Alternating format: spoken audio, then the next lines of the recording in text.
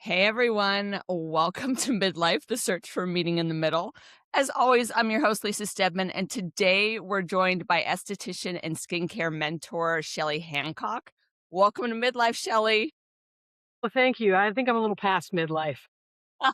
Well, as I say on the podcast, we do not discriminate based on age because everyone has value to bring to this conversation, even if you're someone young who has helped a parent through midlife. There's we celebrate all ages and stages of life. And I'm particularly excited to talk to you. As you know, skincare is a passion of mine and it's a passion of yours. I've worked with founders before in the skincare industry. What I love is your depth and breadth of experience and how you're showing up at this age and stage of life for your next version of what you're doing.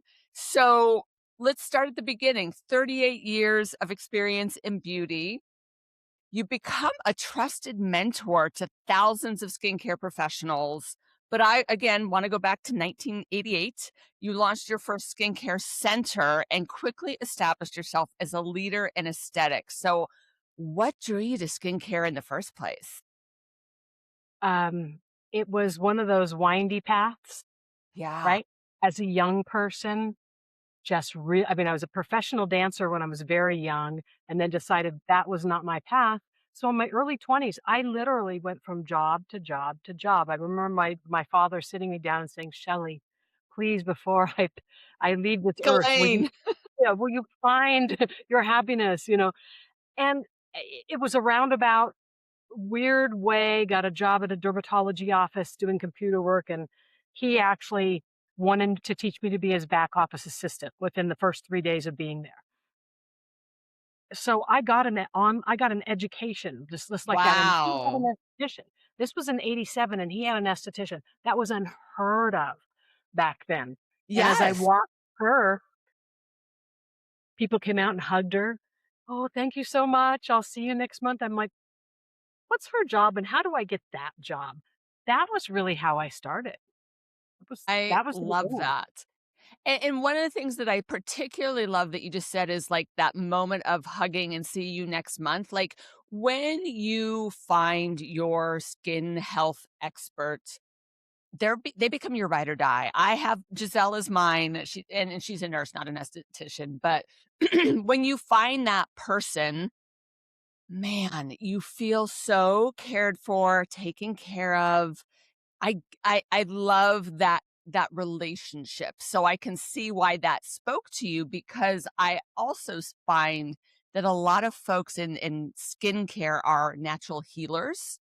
You go into skin, but there's such a desire to create transformation for people, and I think that is such a beautiful thing. Yeah, the word And impact came up. yes, yes, and I share all that most of you on the podcast know this about me, but I spent the last 6 years, as a communications expert and brand storyteller in beauty, skincare, and aesthetics, and even in that time, the industry dramatically changed, and I remember talking to the founder who had started in, like, I wanna say the 2000s, so she had seen the industry like, she got her start on QVC, so that was an era.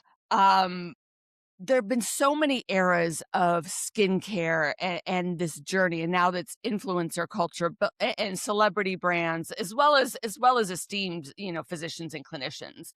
But how have you navigated those different eras? I feel like there was a boys' club where men really ran everything. And then, like I said, there were founder-led beauty brands, now influencers. Walk us through how you've evolved with each of those eras. Yeah, it's been interesting, I'll say it that way, it's been interesting. You are correct. Back in the '90s, it was all men. When you had people come into your offices, back then you had people come in to do demos, to show you product and whatnot. It always seemed to be a man, and they would use a piece of equi Interesting. yeah, and they would use a piece of equipment on myself, on me, and in my head, I'm thinking, I don't think this guy has ever even had a facial.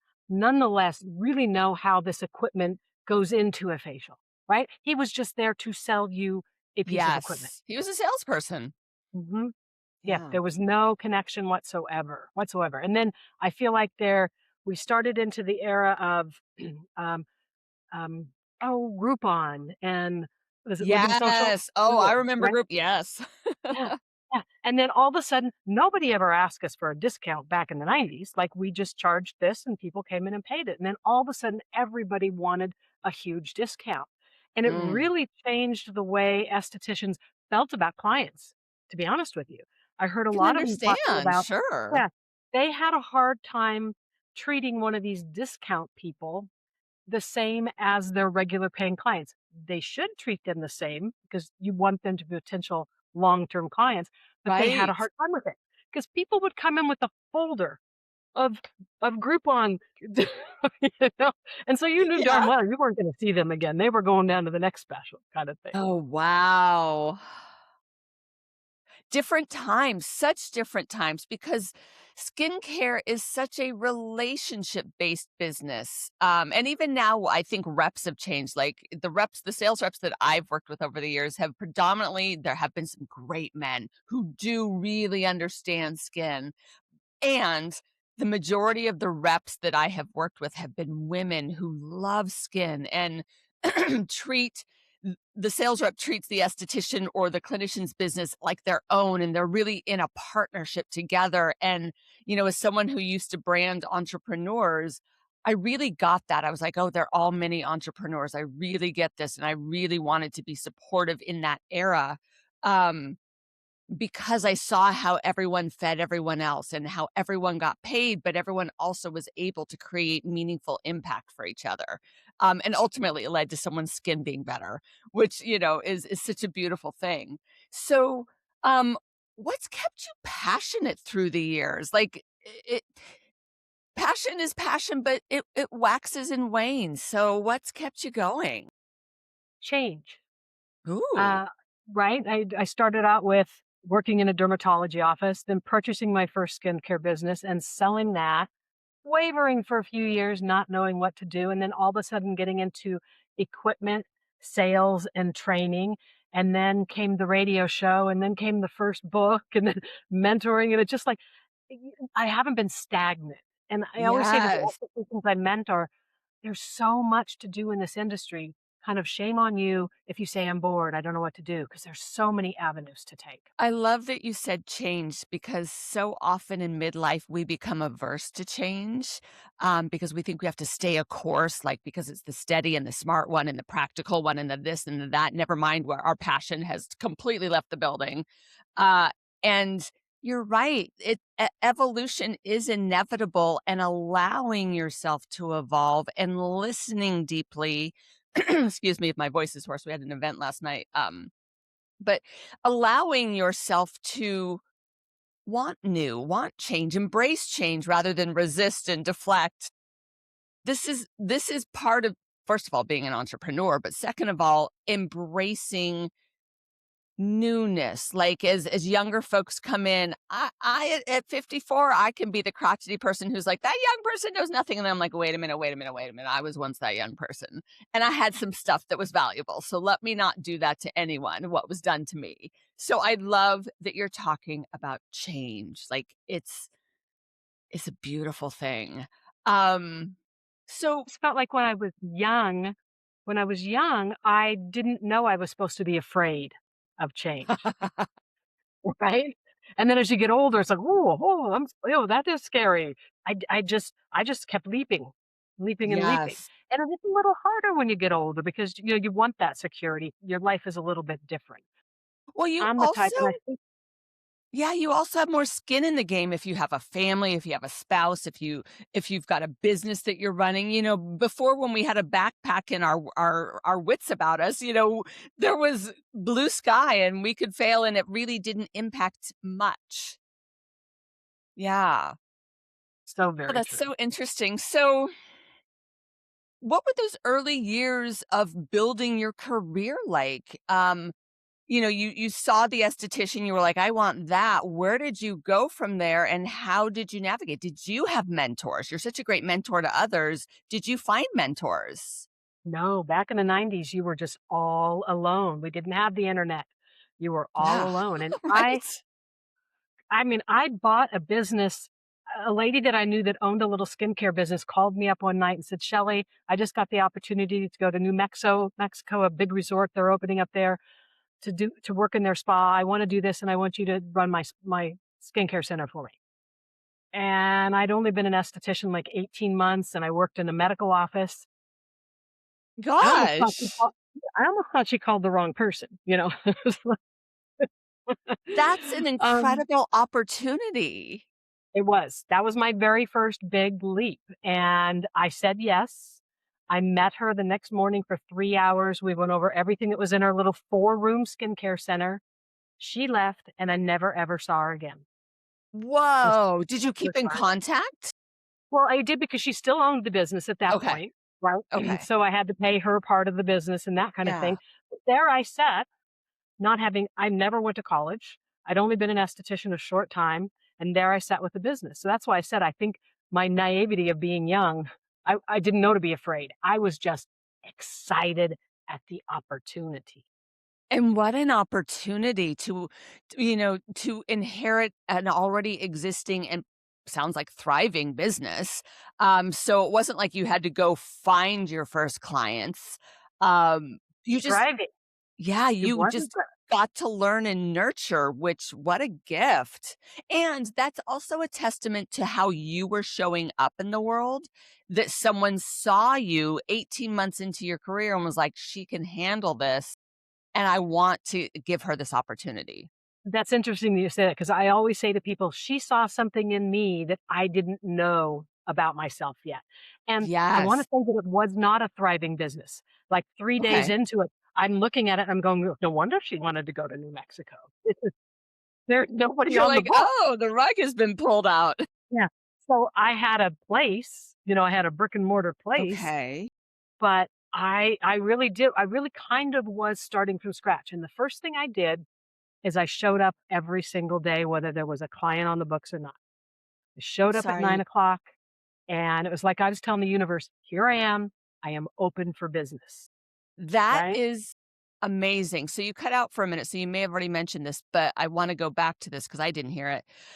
Um, you okay, so it wasn't a thriving business, I mean, what an awakening, but then also, what did you then learn how to do to make it a thriving business? Okay. So the first thing was showing up because right now I feel like with cell phones, people say, "Oh, I can go lunch with the gals or go shopping because I can pick up the cell phone if a client Right. calls." My energy was 100% there. The next thing was I always talked like I wanted it to be. So whenever a Mm, client would come in, they all knew I love was that. new there. So when they would come in and say, "How is everything going here?" I would be like, "Oh my word, you wouldn't believe it. This is so exciting and I'm so busy. It's so wonderful." And it was Thursday and she was my first client of the week, right? But I wouldn't I wouldn't say, "Oh my gosh, it's so slow. I can't, no, no, no, you've gotta keep Acting that as positive. if. Yes. Yeah. Yeah. Ooh, and so in that energy, um, did that lead to more energy like that where people were sending you clients because 'cause they're like, "She's doing well, you gotta go see her." Like, I believe like attracts like, so in in the energy of possibility that you were speaking to, were things showing up to support that? Yes. Most definitely. It was just really, and let me say this, back then, I didn't know what I was really doing. I didn't know about law of attraction. I didn't know any of that. I was just something in me said, "I've gotta be this way. This is how I have to," Yes. and within 3 months, I was getting more and more and more clients, and I called her up and I said, "Are you coming back? And if not, I wanna buy this business from you." Oh my god, good Yeah. for you. What did she say? She said, "Yes." And then we went into the whole negotiations and everything, yeah. And I So ran that business for 15 years, yeah. and that was within the first 3 months? Mhm. Alright, you got hustle and heart. I am so impressed. Woo. So, things have changed, but hustle is and heart are still so essential to any business venture or any life venture for that matter. So, what advice would you give to someone who's starting now? Ooh, I think along with the hustle and the heart in our industry, and I have to kinda think in many, many industries, is connection. connection, right? You've got to connect with that person in front of you. You can be the most Yes. skilled esthetician, you can be book smart, but if you can't connect with that client in front of you. In fact, I always tell this story when I'm talking to students that in my little spa, I rented rooms out to estheticians and they could come in and they could decorate it any way they wanted to. And this gal came in and she put up about 50 certificates on 2 different walls of all these courses she had taken, saying how book smart she was, how brainy she was. I was Wow. intimidated. I was intimidated. I thought, "Oh my gosh, Yeah. esthetician knows what she's doing." And then once she got in there and started doing clients, I never saw any warmth or connection with that hug we talked about. Never saw a hug, and she'd only lasted a few months and had to close down. So that Wow. just tells you right there, you can have all the book smarts in the world, but if you can't connect to that client in front of you, I don't believe it's gonna work. Oh, that is such an important and beautiful I think that's a beautiful illustration of the truth, right? Because we all think someone else has got it more than we do. We all think like, oh, that like it's so natural, compare and despair. It's such a natural human condition. And so for you to be intimidated, rightfully so, by all those certificates and then see the reality, was that a reminder to you of what was really important? It was a big aha moment Yeah. because I know what I'm doing in skincare, but I've never been a book smart kind of person. Yes. I'm more creative. School I'm of the creative. life. Yes. So I do, I get intimidated by the people that can do that, and I'm impressed by them. I'm in Yes. awe of them, but it made me realize, but you've got something too, Shelley. You've got another side of it that works as well. That is so valuable and innate to you that she couldn't replicate if she tried. You could go get trainings, but I think that's such a beautiful reminder too is like our superpowers are our superpowers and they are so innate to us. Sometimes we put them at the aside and go, yeah, yeah, yeah, but that's just that. That's just who I am. Yeah, that's who you are. And that's the gift. You're not putting a suit on. It's part of what you bring with you wherever you go. And that's part of what makes you successful when you harness those gifts and those and that greatness. So the empathy, the warmth, the connection, the building community, those are pieces that other people would like kill to have innate to them.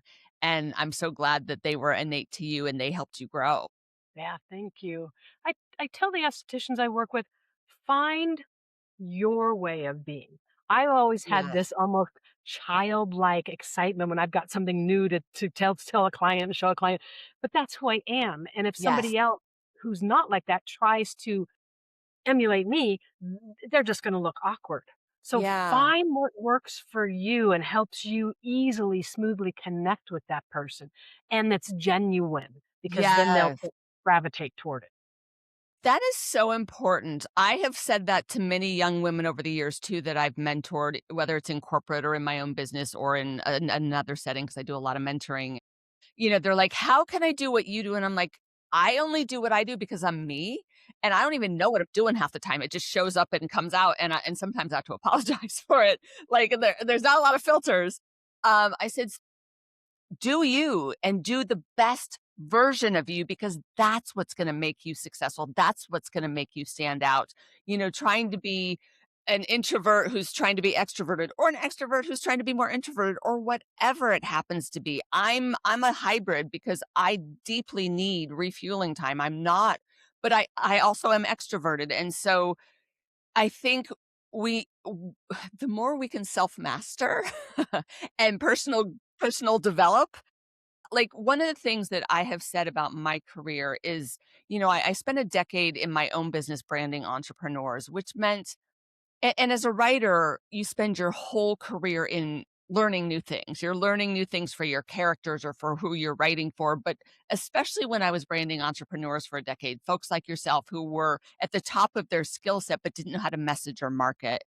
And I would talk to them and I was like, yes, I know they're paying me and I'm giving a service. It's also like I'm in school because I'm learning at the feet of these masters. So I was always learning, which meant that I was always growing.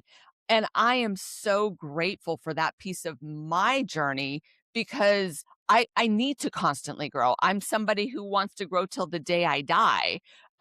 So to be in a career where that's encouraged and necessary, I'm so grateful for.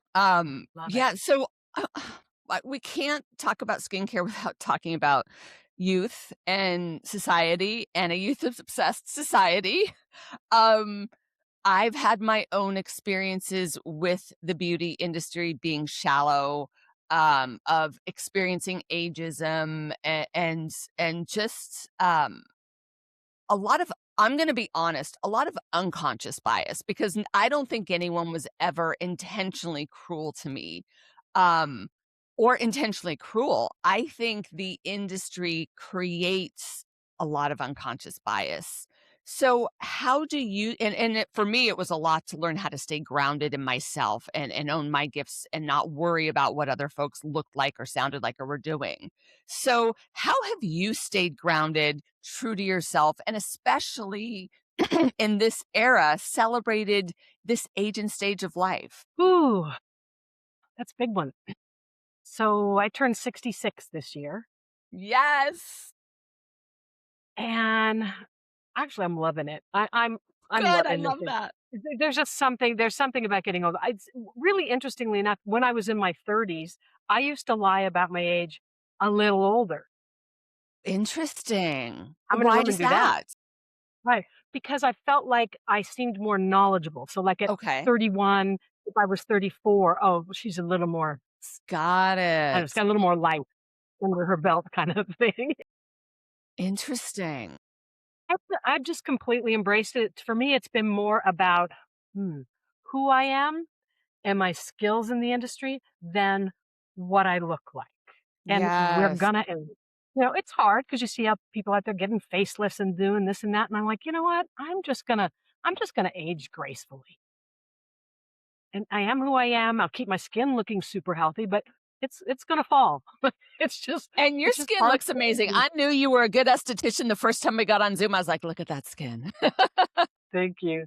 Thank you. But it is tough, and I think it's tougher now with the internet than it was when we didn't have all of Because everything we can see online. everybody who's getting a facelift and everybody who looks good. Yeah. I Yeah. mean, I've said this a lot. I'm just gonna out myself, and I've said this before, but I will say it again. Madonna, I owe you an apology because I really judged you for your facelift. And then when Kris Jenner had her facelift, I wanted her doctor's number, and I don't know what the difference was because they look the same to me. They both look 20 again. And I guess I felt like, excuse me, with Madonna, she was such an icon for, like, empowerment. I assumed she would let herself age, with all the wrinkles and everything, but you know what? Who cares? You do you, girl. Like, you have given us so much. Do you? So, what I'm now grappling with is I love Kris Jenner's new face, and I love Jamie Lee Curtis. Every time I see that woman on Mhm. Instagram and she shows up and her face cracks and she's owning who she is, no apologies, and she fully and freely admits she used to get, like, um like all kinds of stuff done to her body and her face. Well, I don't know about her face. I just remember her body. She talked about that in Self magazine years ago. I remember when she posed without having had liposuction and said, like, for this cover, normally I would have gone and gotten lipo. And I loved the empowerment of that. Even at the young age I was at, I was like, that's so bold, and she's my icon. So I I feel like that's such a weird duality. What advice do you have for women like me or just society in general where we're confronted with desiring and coveting both? Are you there? For quite some time. Okay. Here, let's try that again. Yeah, we'll just keep going. So, like I said, I I covet both Kris Jenner's facelift and Jamie Lee Curtis and how she shows up with her naturally aging beauty, and she's fierce about it. And like that is how I want to be. That is my most aspirational because she's still stunning and gorgeous and incredible and does incredible work in the world. So, what? How do we navigate that from your vantage point? How do we navigate the duality of wanting to look 20, but also wanting to age naturally. It's such a mind fuck, to be honest. There's an in-between place, 'cause I'll be Okay. honest with you, I'll look at some stars sometimes and think, "Wow, there's so much we can do in the skincare world now without going to surgery. Why are you not doing that?"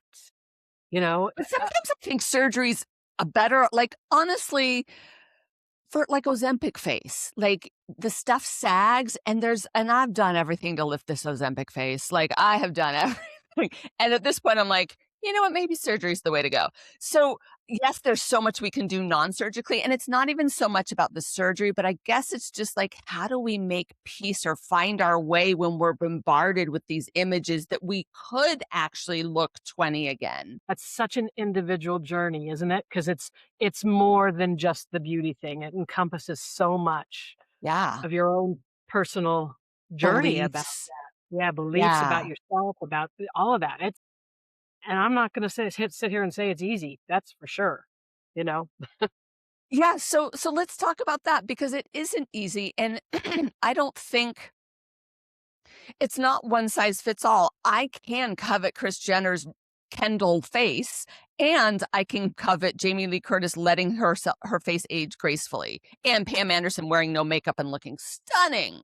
So I don't think there's an answer here. I think it's just a question of like, how do we find peace? How do we find so here's the real question. Ooh, okay, this just hit me. How do we find what's true for us in terms of making a decision about what we're going to do for our own skin? There's something the word awareness keeps coming up Yeah. to me right here. Just truly being aware of how we feel, and it's okay to do surgery, and it's okay to not do it, and it's okay to not wear makeup. It's just like be aware of where you feel best in your own skin and the most alive and vibrant, I love that. and Yes, not the being most judgmental of others. the Yeah. most yes, so the most you, the most alive, the most vibrant, and not from a male gaze, I hope I still look pretty place, hopefully, and not from a I need to do this or society won't accept me place. Like I love wearing makeup. This is not to appease my husband who doesn't care. This is not to go out in the world and hope men find me attractive still. Who cares? Um and not to please women. This is like it's a girly thing I like to do, you know, and I remember where I got my makeup. I got my makeup in Paris with my best friends, and so, like, it brings back those memories. So, like, I think we just need to find our way and find our truth and stay true to that truth, and the other thing I wanna say about that is this is where self-awareness, like you're saying, is so important because as someone who worked in the beauty industry for the last 7 years and recently left that industry, for the last 6 months I was in that industry, I thought about a facelift every day. Not in a "I suck" kind of way, but in a "I can't wait to get my facelift because that's what we do in this industry." And Mhm. the minute I left, I stopped thinking about a facelift, and I saw some of my former peers last night at an event, and they look amazing, and of course they look amazing. They're young, number 1, but number 2, they all are just beautiful humans, and I was like, "Well, here I go thinking about my facelift again." And so I had compassion with myself because I was like, this is conditioning that I have taken on.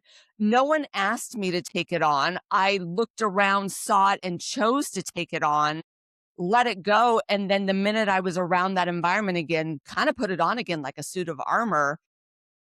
And it's something that I am just going to continually check in with myself about. Oof, yeah.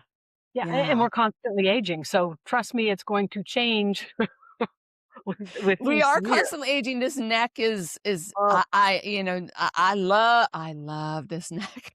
I just remember so I had a girlfriend who had never did anything to her face. No Botox, no filler, no nothing. Was gorgeous, but had some sun damage from like being a photographer and being outdoors. And I picked her up after her neck lift. Her so I think someone had taken her, but her husband was out of the country, and so I picked her up, and I still have her nurse's number in my phone. I don't know why. Every time I pass it, I'm like, "I should delete that," but it's like blank names nurse because I brought her home, set her up in bed, and I was like, "I got you. What do you need?" And then that point, I knew nothing about any of this, but I was just like, I celebrate that you chose to do this. And I don't think that woman has ever put a needle in her face, meaning Botox or filler, but that was what was important for her. And I think what we're talking about is agency. Yeah. Ooh, all right. So let's get practical for a minute because everyone likes tips for making their skin look better, myself included. We're midlife, and we've probably at this point had a really good routine, meaning skincare, SPF, moisturizer, serums, all the things, depending on how dedicated, how detail oriented, how high or low maintenance we are. But we're midlife and our skin's changing. Like I just started getting eczema on my hands, and I'm still like, I don't know what that's about. Ask Shelley. Um, but what are some things women might want to start incorporating if they haven't already into their midlife routine to really support their skin and healthy aging? It's always I always think that's a hard one to answer because everybody is so different. It's Sure. so individual and there's so many ingredients out there. I think the things that we really forget about because we think we just want to go buy something to slap We on our want to face, fix. right? Want to pay, well, buy more stuff, buy more Yeah. stuff. Like, let's go back to the basics and simplicity of Yeah. plenty of water. We've heard that a bazillion times, right? What about sleep? How do you feel when you don't sleep good? How do you look the next day when you don't sleep good, right? And in midlife, that's so real. The perimenopause insomnia is like, ugh. Doesn't get much better, girl. It doesn't get Oh, much it better. doesn't? Oh god, I was hoping you were gonna tell me. Yeah, I don't know because we don't talk about it until we're there. Okay, it doesn't get better. So, all right, note to self, we need to keep thinking about ways to support sleep. Yeah. Stress relief. Yes. A decent, good diet doesn't mean you can't go have some fun now and then, but a decent, all of those things we forget to talk about, and we go straight to, well, what expensive cream can I buy, or what treatment Fair. can I go get done? How would things change if we just focused on those basics for a while? I so appreciate you saying that because I am someone who will go out and get the cream. And I have a theory, and I'm curious to get your thoughts on this, Shelley. So, women's risk of heart disease goes up at this age in midlife. And I believe there's a direct correlation between our sleep issues and our heart issues. Because a lack of sleep or disrupted sleep is so disruptive to our healing process that happens while we sleep. I'm so curious to get your thoughts. No medical expertise back here. It's just my own personal thoughts. And no medical from this end either, except for I Yeah. totally agree with you that no sleep is stress on our bodies. Like if Yes. you haven't slept good for 2 or 3 nights, do you see how you handle things or It's the you don't worst. I'm handle the them worst. well? Yeah. Yeah. And that's Yeah. that's stress on our body, so that's understandable what you just said, definitely.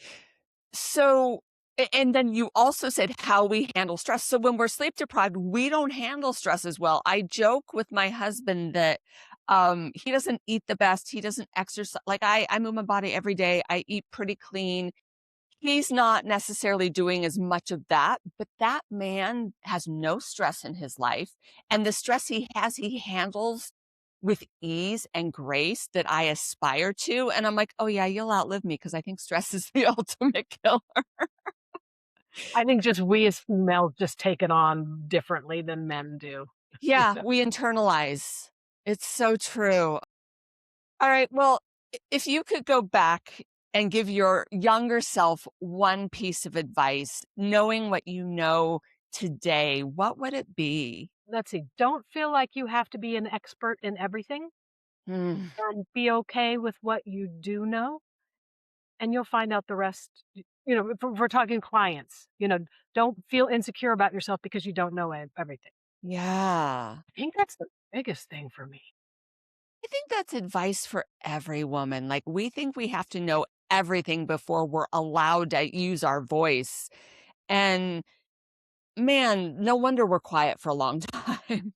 Like, I think give like I have these V's, like I call it like so in my work in the world, I work with people on their voice, but before you get to voice, you have to know you have value. You also have to know what your values are. And to know what your values are, you probably also want to know what your vision for your life or your dream or your goal is. And that's what gets you to have a voice and use your voice. But then with your voice comes, you need to be visible. And this is an area where I see so many women specifically shrink. When you're young, you think you don't have the right to be visible. When you're older, you think it's too late to be visible or no one's going to care. And then the final V is vulnerability, because when you harness the power of your voice and you own your value and you're living your vision and your values, you become visible, but then the world will judge you because that's what the world does. So Oh, getting okay oh, with vulnerability. I love this. I'm gonna watch this back because I wanna write that's fabulous. Do you know, one thing I haven't said out loud a lot, but to myself, it's like, "Okay, Shelley, when your hair and your nails and your skin and your weight are all just perfect like you want them, then it's okay to be happy. Then it's okay to be successful. Then it's okay." Guilty. But you know what? That's happened once in my life for about 2 minutes.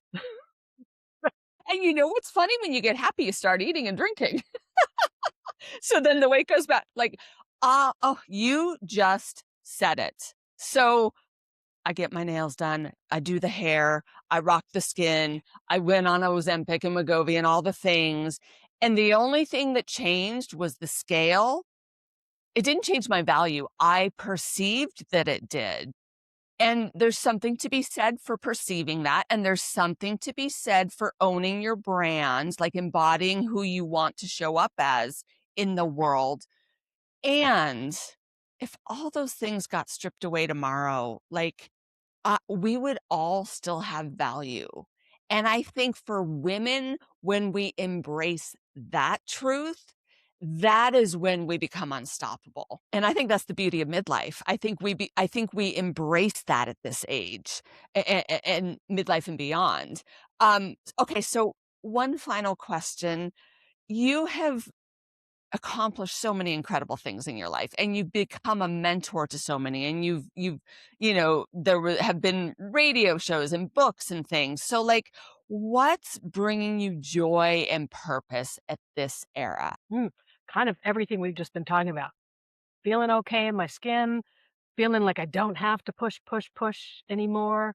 Uh, Being here for other estheticians or, people in my life, in my general life, but being here for estheticians, picking that phone up, helping them with their business and not wanting anything out of it, not expecting anything out of it, Yes. just giving back after all these years. Being of That's what makes me service, it happy. feels good.